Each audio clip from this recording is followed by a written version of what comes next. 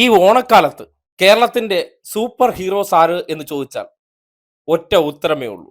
ദേ ഈ ഫോട്ടോയിൽ കാണുന്ന രണ്ട് വ്യക്തിത്വങ്ങളാണ്. ഒറ്റ ഇടിക്കല്ലേ കേരളത്തിലെ മാലിന്യ ഫാക്ടറിയുടെ മൂക്കിന്റെ പാലത്തിന്റെ പില്ലർ ഇളക്കിക്കളഞ്ഞത്. ആ പില്ലറിൽ ഇളക്കം തട്ടിയത് കൊണ്ട് അത് ശരിയാക്കാൻ വണ്ടിയും പിടിച്ച് മറുത ഇസ്രയേലിലേക്ക് പോയിരിക്കുന്നു എന്നുള്ള വാർത്ത പുറത്തു വരികയാണ്. ഇസ്രയേലിൽ എന്നെ ഒരാൾ ക്ഷണിച്ചു എന്നൊക്കെയാണ് പറയുന്നത്. അങ്ങനെയല്ല, മൂക്കിന്റെ പാലത്തിന്റെ പില്ലർ ഇളവിപ്പോയതിനാൽ മൂക്ക് കൊണ്ടിപ്പോ ഒരു ഗുണവും ഇല്ലാത്ത അവസ്ഥയിൽ എത്തിയിട്ടുണ്ട്. മണം പോലും കിട്ടുന്നില്ല എന്നാണ് പറയുന്നത്. എന്തിനു മറുതയ്ക്ക് മണം?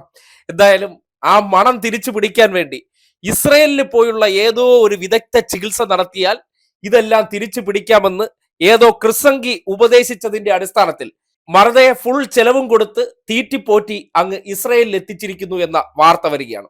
ഇനി 4-5 ദിവസം ഇസ്രയേലിൽ കിടന്ന് മൂക്കിന്റെ പാലവുമായിട്ടുള്ള മൽപ്പിടുത്തത്തിലാണ്. ആ ഇടിക്ക് ശേഷം ഇതുവരെ മൂക്ക് അവിടെ ഉണ്ടോ എന്ന് പോലും അറിയാൻ പറ്റാത്ത അവസ്ഥയെന്നാണ് മറുത പറയുന്നത്. എന്തായാലും വല്ലാത്ത തരം ഇടിയായിപ്പോയി.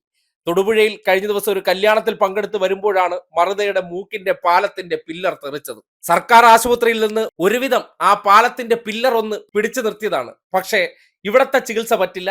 അമേരിക്കയിൽ പോയി കഴിഞ്ഞാൽ